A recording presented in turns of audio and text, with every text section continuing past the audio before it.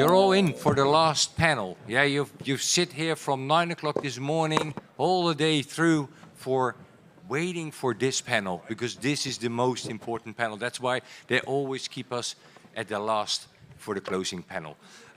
So I saw we have the possibility for questions. You can raise questions in between. But first, I will briefly introduce myself. My name is Andrew van der Haar. I'm the Managing Director of the Fiber Carrier Association and also the Senior Advisor of the Dutch Data Center Association. We couldn't make up other more fancier names, just about what's in the name is what you get. We support the data center industry and the carrier industry. So, and with that said, I think we have a very great panel because we're going to talk about AI. We're going to talk about data centers. And you all love data centers? Who doesn't love data centers? Yes. Yeah, come on, you can, you can show it. And of course, you all love connectivity, because data centers without connectivity, where are the data centers? I often speak also in places where they say, what is a data center? I say, well, if you just reach in your inside pocket, this is your data center. It's so small. Yeah, it is so small because your phone says it all. This triggers the data centers. And if you look at your phone, get your phone, because this is very important. Get your phone, because this is the first time in a meeting you can use your phone. If you open up your phone, what are the first icons on the right of your phone? Also with Apple and Android, it's energy and it's connectivity. Most important. And the rest is inside all your apps. And that's what we're going to talk about today. So first, I will introduce Falk. Falk, can you briefly introduce yourself? And then I will sit down as well. Perfect. Next to you. Thanks for having me. My name is Falk Weinreich. I'm the CEO of Portis Data Centers. Great. And then we have a special guest all the way from Mexico. We just talked about football, but today we're going to talk about networking. Is that correct? Correct, correct. Thank you very much for inviting me to the panel. My name is Simon Masri from Centro Telecom. We're based out of Mexico City. We have built around more than 3,000 kilometers of brand new underground fiber, mostly focused on the Querétaro region, where all the 25 data centers have been established. Also, we have deployed a new network in the Phoenix, Arizona region. And recently, we just announced a new build coming from Arizona all the way to Querétaro, a 2,500 kilometer brand new network purposely made for the AI hyperscaler world. Thank you, Simon. And Joe, you came all the way from New York, I think, yeah? I did come over from New York. It's great to be here. Don't forget about the New York Knicks. They're playing tonight. I'm happy to be here. Good to see everyone. I'm the Executive Vice President of Infrastructure at Colt. Colt, for those that don't know, is the largest infrastructure and IP network in Europe. Colt is also based in Europe. We're based in London, and happy to be here. And last but not least, Robert. Thank you, Andrew. My name is Robert Blackburn. I'm from Equinix. Equinix is the world's largest retail co-location and interconnection platform. We operate over 280 data centers in 77 different metro areas around the world with over 10,000 customers. And these are those customers that we work with and partners that we work with, like Centro in over a dozen locations in Latin America and Colt in over 100 locations worldwide, support with over 10,000 customers, 2/3 of whom work in every region of the world with us as well. So I lead the strategy and product team for our hyperscale product line. All right, thank you very much. And now we prepared some questions. We're going to talk about the AI on the data centers and on the connectivity part. And I first want to start with the fiber, because I always hear from data centers, fibers is just a supporting facility. Yeah, energy, as I mentioned on my phone, is the most important. But how about connectivity? And Falk, I think in the previous in the call we had, you were telling, oh, but for us at Portus, connectivity is key. Absolutely. I mean, yes, power for sure. We all suffer from not enough power from the grid, but the telecommunications part is not to be underestimated. Especially in our case, we are an enterprise colo provider, multi-tenant. So our customers come to us because we are well connected, because they can connect to all the carriers they would like to. That's our stronghold. So if we go for new sites, new investments, we definitely check before where's the fiber. Without fiber, there's no, for us, no use case to invest. And Joe, do you also see a change that data centers come before they are starting to build? Or is that still the old game? When the data center is built, they call up you and they say, well, you have to go X, Y, Z. That's the place where you have to bring in the fibers? Yeah, well, the traditional business, and Falk knows he spent a number of years at Colt. The traditional business, even with Equinix and the data center business, is that we're a tenant in those data center businesses. And at the end of the day, they're smaller tenants, and we provide lit services out of those facilities. And what you're seeing now over the last few years, and a big push in Europe, are these single tenant data centers, right? These AI data centers that require much different levels of fiber in and out of them. And usually it's 3-4 paths coming in and out. Sometimes it's a metro build with high count and duct. And in many cases, it's also connecting long-haul fiber. The difference between nowadays and the old days, it's not just a pair or two fibers. Now it's hundreds of fibers that are required to connect these data centers. So the scope has changed for the long-haul providers because, quite frankly, the number of fibers that are required today don't exist in the ground in many cases, so it has to be built. So that's a big shift, in the marketplace. And do you see, or do you think that the end customers in the data centers also know that those infrastructures need to be built, that it's has to be secure and resilient, because that's also a very important topic at the moment?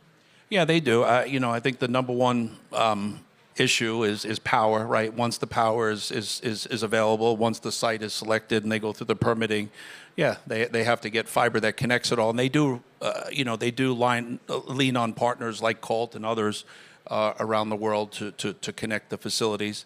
It's an aggressive market, right? Because you're building in, and there's really one tenant in there, right? And for service providers like us, we're not a construction company, so monetizing that with a second or a third tenant becomes really, really important. And Robert, you have the data center infrastructures, you have the IX as a facility, and you also have own infrastructure connecting data centers, or is that all a third party? So it'll vary. We should think about data centers and organized in a fashion where you have the single site and what goes on within the data center, what happens within the campus when you have aggregated several next to each other, what happens in the metro area, because as we've grown, we've had to start building campuses in different parts of the major cities. And then you have the true long haul across different cities or across different parts of the world. And certainly on that latter case, we're going to turn to buy services from Colt and others for that type of connectivity that we help some customers enable with. They'll do a lot of their own direct contracting with the carriers that are available on the site as well.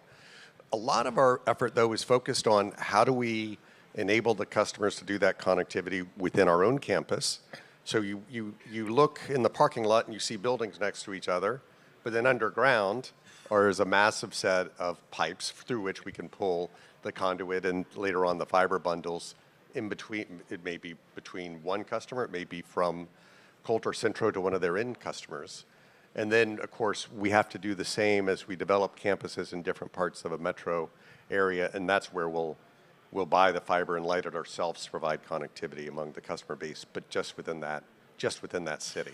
Okay. So throughout, though, having alternative fiber providers for the larger customers is a critical part of why they come to us. Yeah, all right. And Simon, you mentioned Phoenix is still outside of Mexico, I believe. Correct. Why Phoenix so important? So we started out building metro networks in Mexico, then focusing on the Querétaro region where most of the hyperscalers installed themselves. And we were successful, and we had the opportunity to export this knowledge and management and quality of fiber to markets in the US. And we choose Phoenix because it's the second largest market in the US right now. It has around 2 gigawatts of power.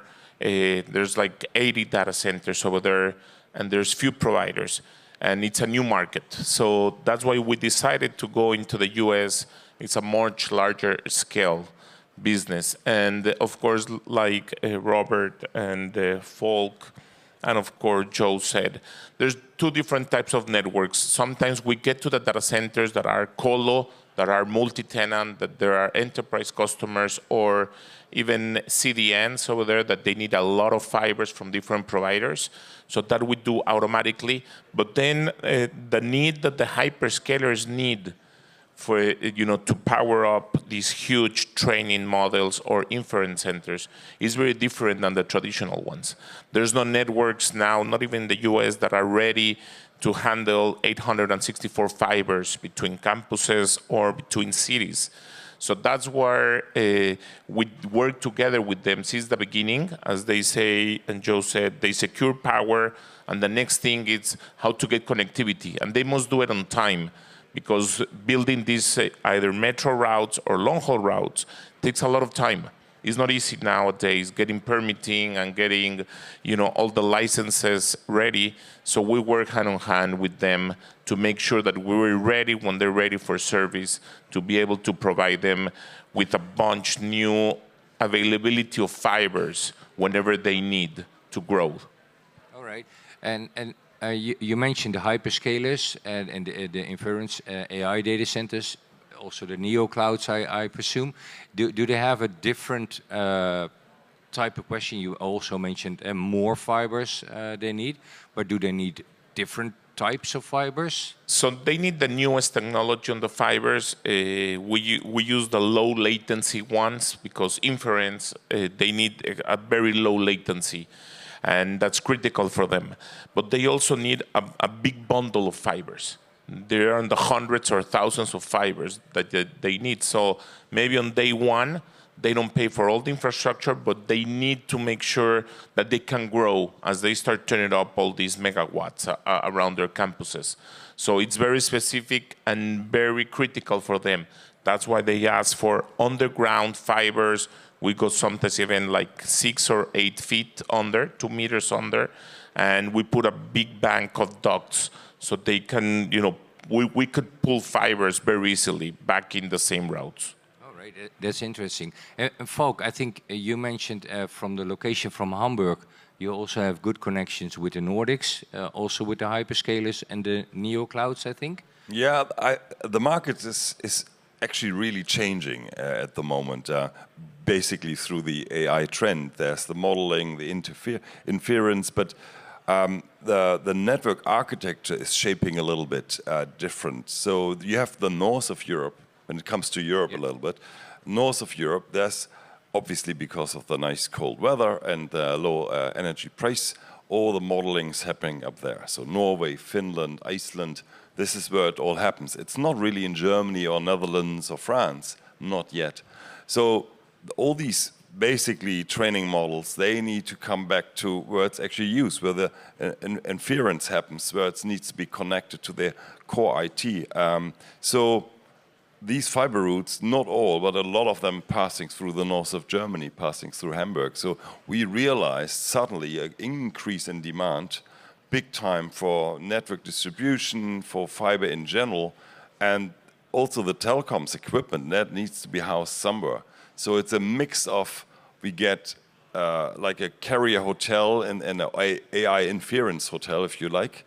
That's happening more and more in the north. And we see suddenly also in the south coming more traffic up to the center. So the center actually in Europe seems to be more than inference hub, while the edges, the north and the south, more the modeling hub.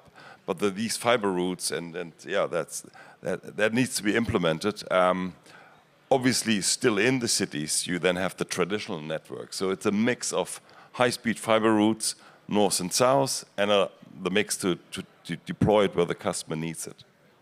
And Robert, do you also see that trend? Because you have a lot of customers as well that they say, well, we want specific solutions on specific places. Like Falk mentioned, the AI and the hyperscalers are located in the north of Europe due to the nice weather.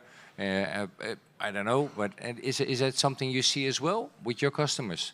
Well, what we're seeing is they are trying to support their locations in a new and different variety of places. And so we'll serve a role helping them reach back to their core existing operations when they're operating in someplace new. And it's part of, you start a new presence, say in the Nordics or a small town in the Nordic regions, which is very, very different. You rely on your partner as a fiber provider and route eventually back to a place where you can maybe host other key equipment, a major network node for what you operate, where you work with a variety of suppliers, or interconnect directly into other cloud providers' public regions beyond just their AI locations. And so we certainly are seeing that as it appears in different parts of the world.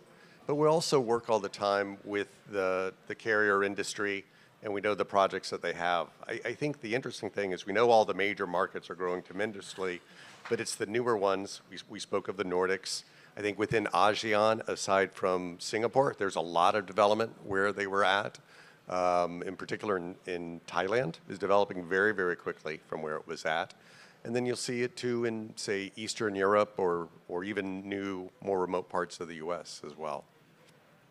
Okay, that's interesting. And also in the Asia region, you see a lot of deployment. I don't have a vision on that, but I knew Singapore was very important, but also outside of Singapore there is a lot of development. And that also implies that there are new subsea cables or routes are deployed, or is that all terrestrial connected?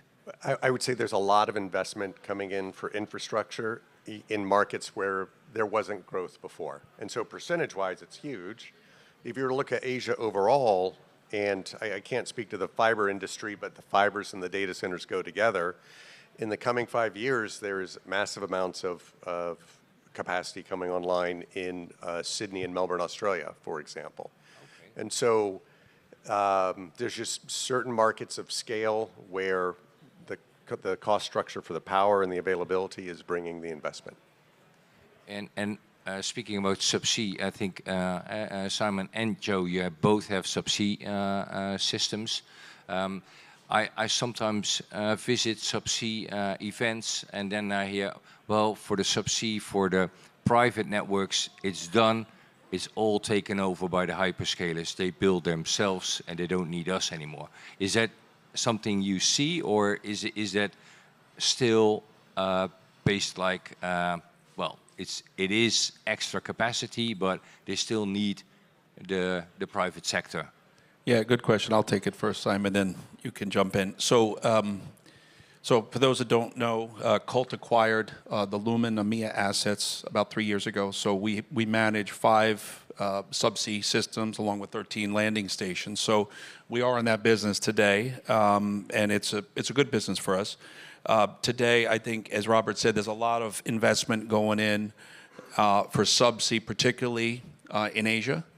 I think you see a lot of the learning models that are kind of going to reside in the U.S. because of the infrastructure that's available today.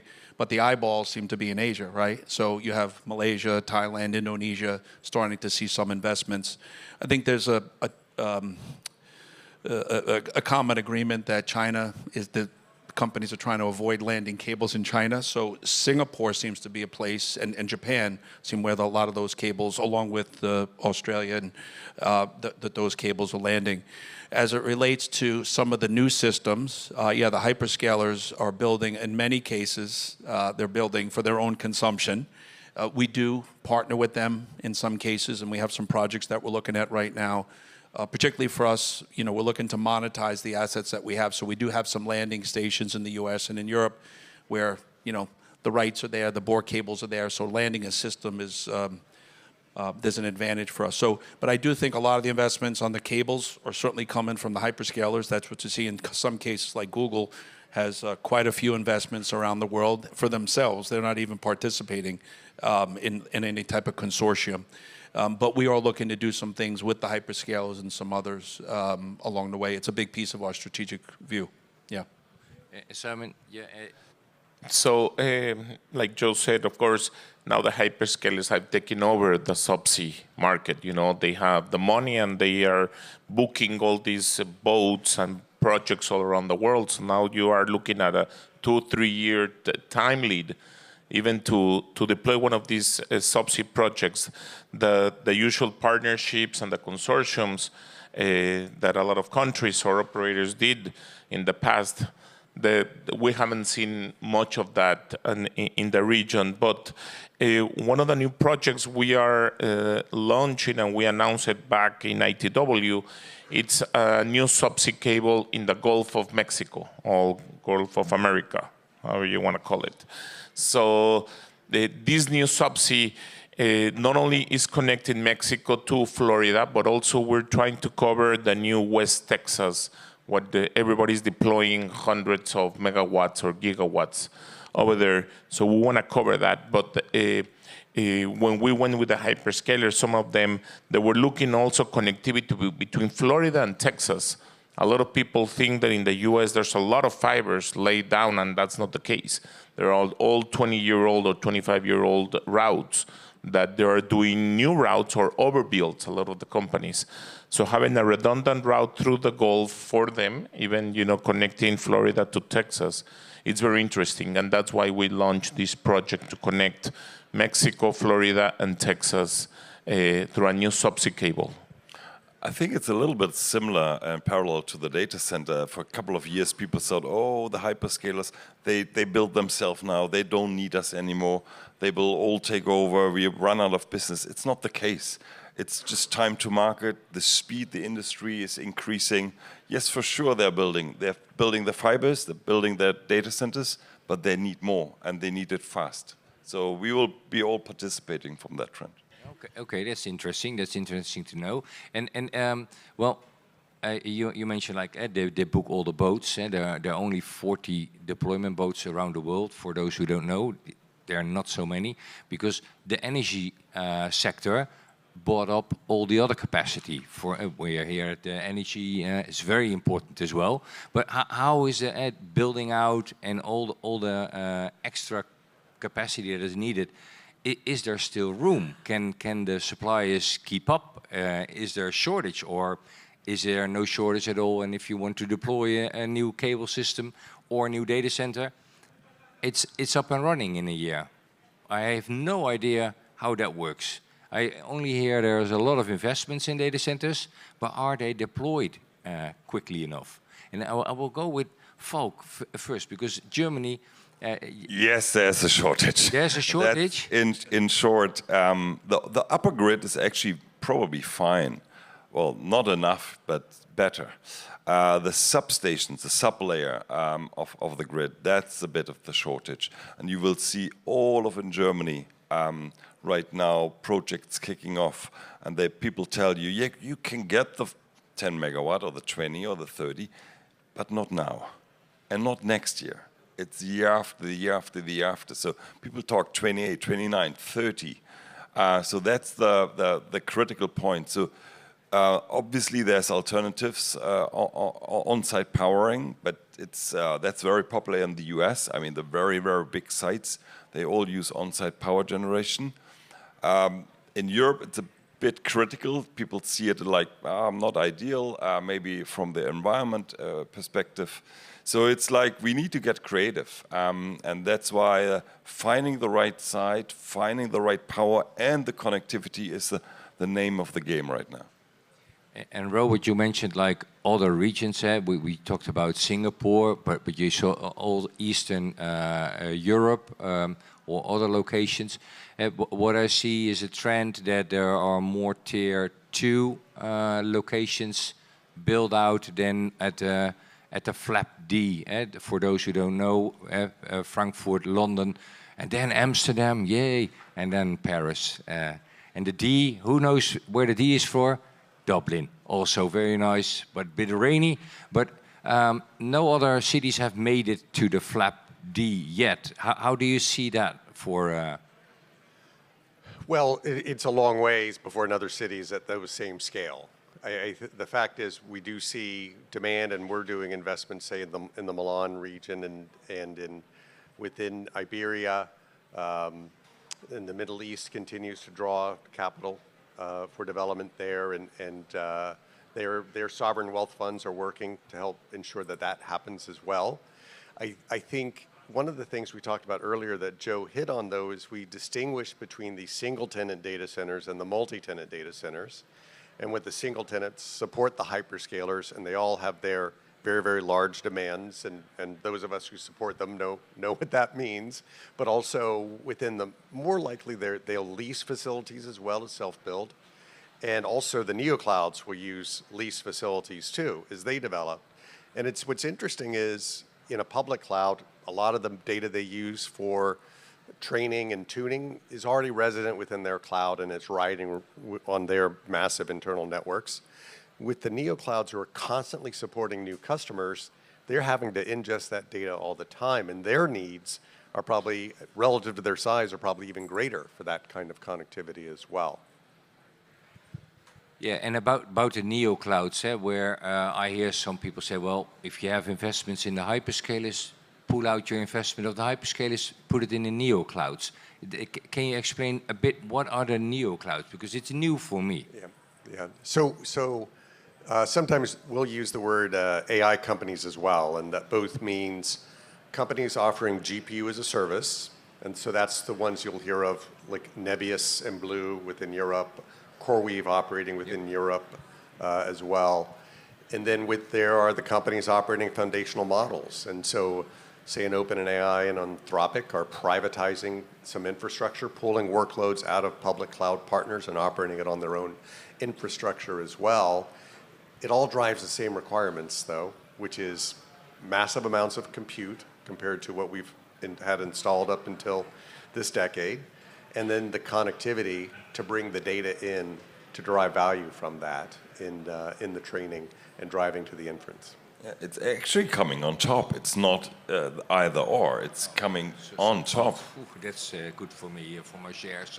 Then, no, it's on top of the layer. It's a cloud layer on the GPU usage. And I think the difference, just to add on to what Robert mentioned, the difference is, like we define the hyperscalers as the 5, right? Yeah. The neoscalers, whatever you want to call them, the CoreWeaves, the Anthropics, they're just not buying at the scale, whether it's they're buying some data centers, but those big 5 are buying more, much larger. The Neo, for us, they're not buying as much, right? They're not buying deep metro assets like fiber and conduit or long haul, but they're buying some lit, maybe they'll want a pair or two. Yeah. But that's a big segment that we're focused on. I spent a lot of time in the US over the last probably 5 years. That is a big growing segment in the US, and we have a lot of focus on that right now in Europe, a big focus, because that's a really big phase of growth for us. They're right in our sweet spot. You know, we provide lit service. We have the largest ASN 3356 in Europe. We offer a lot to them throughout the continent. I'd add the interesting thing about this customer segment is the people maybe most invested in making them viable are the ones that are selling them the semiconductors, right? And so we're all familiar with NVIDIA's presence there, and if you follow them closely, they're taking steps to help them be able to turn up infrastructure and data centers in a very constricted market. But then Google has a line of GPUs. They label it TPUs that they're rolling out into the segment as well.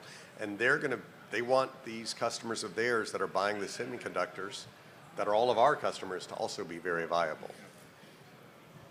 Okay, that makes sense, of course. But about development in the US with the big neo clouds. I'm going to do it. We're in Europe. Sovereignty is key, and we want to do it in Europe all by ourselves. How are we going to accomplish that? Is that still possible? Or do we need to still have a global overview that we use specific tools that are available around the globe and transport them on the fiber routes? Simon. So, sovereign on the data, it's always in the agenda of all the countries, the European, of course, for the Americas. They're worried about China. Nobody's want to have the data over there, although they have a lot of power over there in China. So I think it's some of the topics that there's always in the table.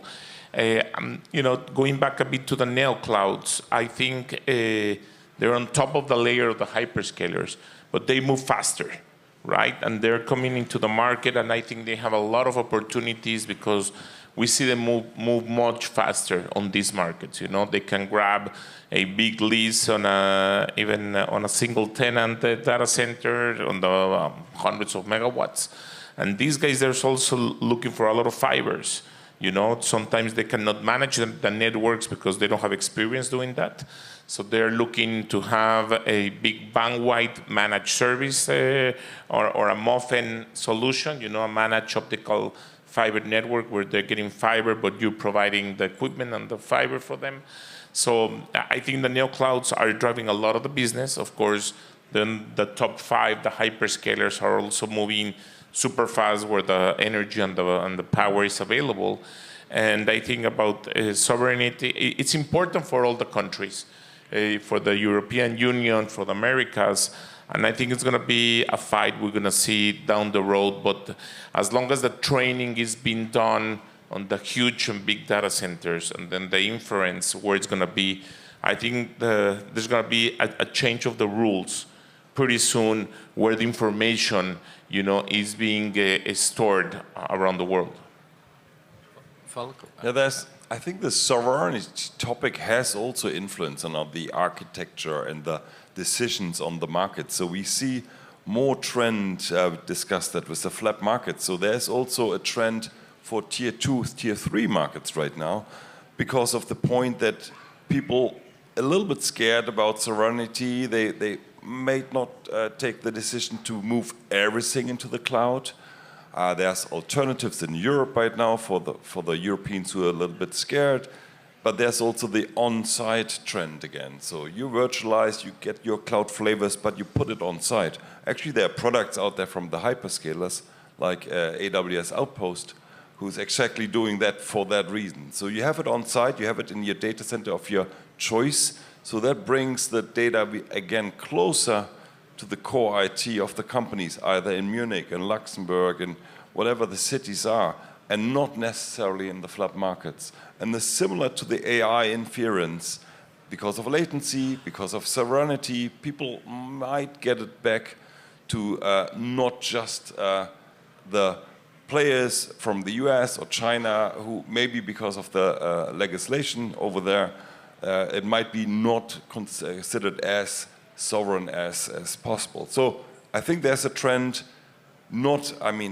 flap will stay important, absolutely. Scale matters. But the other locations get more importance by now as well. But then you say, well, the inference gets closer, that is better for the latency. Does that also need an adaptation for the network inside the data center, or is it only for adapting different techniques or technologies outside of the data center? I think, well, definitely both. Generally, we see just over the last 6 months a super increased demand on fiber connectivity. So within inside, we need to get smarter. We need to get more automated as well. It's not just the technology itself, it's the workload you have with that. People expect more automation. They want to get it just done and not just with good old days paperwork or non-automated processes. But and the connectivity itself, so it's increasing. It's pretty interesting to see right now. Yeah. it's in the same scale as the energy increase, or is it less? Or Joe, do you see the increase on the connectivity, on the bandwidth, if a data center scales to inference data center? Yeah, I mean, we're seeing bandwidth trends increasing. And it's, when you think about these GPUs, right, they're so expensive. It's like a nugget of gold, right? Someone was talking about it where when they deliver them, they have security guards in the trucks delivering the GPUs. That's how important they are. But, you know, there's so much demand, and once they get implemented, you want these things working 24 hours a day, right? And you don't want any limitations. So that's why when you can plug more bandwidth and it can produce more, and the output can be days instead of weeks, they're just going to keep plugging fiber into it to make it to get every ounce out of the investment. So we're seeing a lot of requests for bandwidth. We're seeing a lot of requests for fiber, and it's you know, some of the requests they're getting are so big you can't even imagine that someone is going to a customer is going to use 864 long haul fibers, but they're actively purchasing these in the marketplace. So I think it might be a little bit of hoarding. We've heard the name hoarding fiber, because a lot of these big executives at Google and Meta, you know, the directive is don't ever run out, right? So when your boss tells you don't ever run out, you might over purchase a little bit. So one other thing too, Sure. The one term I heard about FlapD, FlapDS. I did heard that to include Spain. So I did hear the S included. And that was also a question, I think, for Southern Europe. Is there investing? So that's a good. Spain is also a very nice country. What questions do we have? Would you consider southeast of Europe, and how far Athens? Many regions are investing heavily in the fiber infrastructure. What evidence do you see that fiber availability is actually driving AI investments? Who wants to comment on this one? We don't know the exact number, but we know pretty sure there's a relationship between the megawatts that they're installing and the amount of fiber that they need to come into that data center. So for the hyperscalers, for example, at least they need 3 or 4 new routes coming into the data center with a high density of ducts and fibers. So that's for sure a need. So the bigger the data center you'll be looking at, if you talk about 100 or 1 gigawatt or 2, they need hundreds or thousands of fibers. That's for sure. So and new innovative services. I think the hyperscalers, they know and they understand that fiber is not just a commodity that they can get whenever you want. You know, they know that if they're lacking the fiber, they can have billions of dollars in a data center without usage if they don't have the amount of fiber, like Joe was saying. They want to make sure they have a lot of fibers and they have available, so whenever they want to grow, they're there. And for their big investment in a big data center, the fiber, it's a piece of it. So it can go on the budget, on the bottom line. It doesn't make a lot of difference for them. But they have been noticing that partnering with us, with operators like Gold, like us around the region, like in the LATAM region, we have Brazil with a lot of data centers, and we have Mexico with a lot of data centers, and they're going to keep growing. They must work with us on new innovative solutions, meaning new routes, diverse routes from the traditional ones. That's the innovation that we're doing with the quality and the fiber that they want. One other innovation is that, for example, for Central, we're providing a binational service. So they use one provider going all the way from Phoenix to the border into Mexico, into Querétaro, serving the metro areas. So they're dealing with one provider, one SLA, the same type of quality. So they're looking for that. That's innovation, right? For them, it's a point of contact instead of having 4 or 5 different ones for a solution.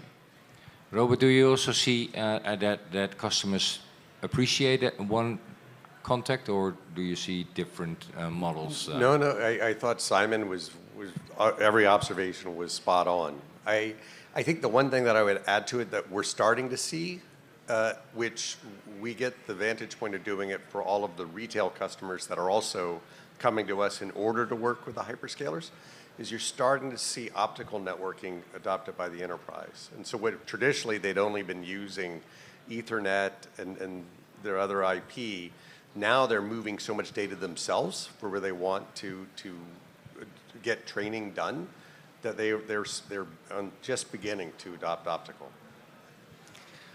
Okay, that's very interesting to see. And I just see a very interesting question as well. I think it's just gone, but it's about the lambdas and the gigawatts. Is there a comparison? So if you see a growth in the data center in megawatts, is there automatically that you can make? I think that's what the question was about. Comparisons like an operator needs to know, okay, then we can bring in so many fibers. Of course, many are neutral, carrier neutral hotels or data centers, but is that how you look at it, Simon? So the lambdas were like our old days of dealing with the bandwidth necessity that for many years, before 2020, that was the common. How many lambdas, 100 or 400 gigabytes circuit you need. Now, the past years, they talk about pairs of fiber. So you use the full pair of fibers to put as much data as each hyperscaler want to transport, going anywhere from 30 or 40 terabytes. So that means 100 channels of 400 gigabytes each. So now they're talking in the pairs of fibers on the dark fibers. So they're talking hundreds of fibers. So the lambdas or the wavelength services that we used to provide, now there are a low capacity to compare for what they need. They're talking about hundreds of fibers, and I can imagine Joe has much more experience in Europe, that it's a more mature market. Yeah, I mean, the wavelength business, whether you call it lambdas or wavelength business, that continues to grow. The pricing, the European bandwidth is very cheap, unfortunately. And then the fiber count. They have different calculations depending on the hyperscalers. I think the biggest focus right now for them are how many fibers they can get into a rack at the moment. So Ciena and Nokia are creating new racks, a little bit larger, a little bit more, a little bit larger requirement for power. But the rack is able to take from 8 fibers to 16 fibers to 32 fibers, which gives them better scale on their routes. And is it all prefabbed, or is it just single mode fibers in the above racks where the yellow ducts? I think they're single mode. I mean, this stuff is kind of sort of it's still beta. They're still using 6 or 8 fibers now, but I think the technology is about to change for that rack, right? Yeah. One of the things I would add to this conversation that hadn't come up yet, too, though, is planning timelines are getting longer. Yeah. Right? Because I think Joe referenced earlier the largest bundles we've ever imagined are now being purchased by the hyperscalers, and it's having this impact across the supply chain. I know for us, and we work in building out a new campus that we're doing planning with our fiber suppliers 3 to 4 years in advance for that. We're having to take considerations into design within the building itself, larger ductwork than we'd had in the past to be able to support more fiber coming into it. And if you look at the data center industry historically, while we work so hard for the resiliency in the critical facility, sometimes those details sort of have to be retrofitted and solved. And we certainly are making a big effort to be ahead of that. Okay. Yeah, just a point on that. We didn't spend a lot of time talking about. I think you mentioned how long do these systems take? For example, like a subsea system takes 3-4 years, right? And there are supply chain challenges right now with optics, with glass, the fiber. But that's why these are projects that are 3 to 5 year projects, and the planning becomes really important, right? Because these projects do take a long period of time to not only, to build, which is one challenge because resources are not unlimited, but also equipment and raw material as well. The optical, the optical equipment that Joe is talking about and Robert, they have like a 12-month lead time. 12 months. So imagine when you need to order so they can get it in a year. They're fully booked. Supply chain problem, chip problem, and then also the fiber cost the past 3 months has grown like 60%. All right. The fiber cost. So those two are. Sounds like my problem is generators and stuff like that. Yeah. But Yeah. I think there's one area we haven't also touched on while talking about technology, waiting times, and queuing, and capital. Yeah. We need, because of new workloads coming up, new data centers popping up, people need to dig new routes. They want to have diversity. You need a lot of capital to do that. And that will be interesting to see who of the suppliers out there have actually the strengths to keep up with the speed. So that's an interesting to watch out, not just for the data center, but also for the network. For the network as well. So of course, it costs a lot of capital, but it does a lot of planning. But I assume that it takes also time that you know the customers coming in on that special route what you're going to build. But then still, it is difficult to find the investments for it, or that's what I hear from Yeah, Falk? yeah. Just to, Falk knows we met earlier. We met yesterday. We're fortunate at Colt. We bought these aluminum assets, and there's spare duct in the ground, that we can overbuild, so we don't have to rip up the sidewalks, right? So there's some advantages that we have to do, and we're in the process of modernizing our network. I think we mentioned before that a lot of the networks that are in the ground today, at least a lot of our network was built 25 years ago, so it needs to be modernized anyway. So this whole AI economy and kind of the build what next kind of helps us a little bit. We need to modernize it anyway. So for us, if we can get an anchor customer or two to help us modernize that for our enterprise customers and our other traditional wholesale customers, it's a good timing for us to be doing it. Okay, I do see an interesting question, but I also look at the time that we have to finish, and I think I want to make a closing remark on a bit on the future. What can we give to the audience? We heard if there are investors in the room, come to us, then that will be helpful. But also, Robert, if you look from your side, what would you say to operators for the next future? What do they expect? Do you have a vision on that? Well, what we focus on. So the development is happening everywhere. I mean, we're going to be focused on the major markets where we know the resilience of demand will be there for the long term. I think the interesting thing that the industry will face is efficiencies that are going to be gained in software as all of this development happens, and that may, help make things more efficient in the networking as well. Sometimes I think back to this time when we started streaming, and we felt there was never going to be enough fiber to support all of the streaming that was supposed to be happening, and the software codecs got better and better as well as needing all this investment in fiber. That did happen, but then it also got more efficient along the way as well, and that's what's to look out for.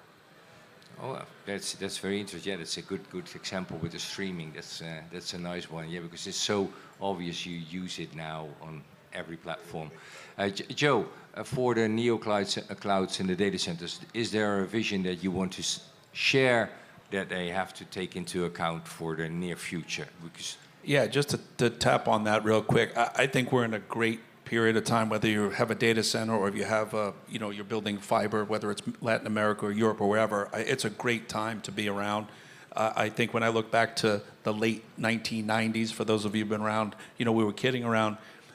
We used to come to these conferences. There was no cell phone. There was no internet, right? And there was a bit of a bubble back then. But look at what we're all running around now with, doing email on your phone. You could do whatever you want from your hotel room. So I think we are in the very early stages of AI. I spend a lot of time with the hyperscalers, the neoclouds. It's in the very early stages. I'm looking forward to have a robot in like 5 or 10 years to do all the stuff around the house, which I all think we will. But I think from a neocloud standpoint, there's a lot of opportunity.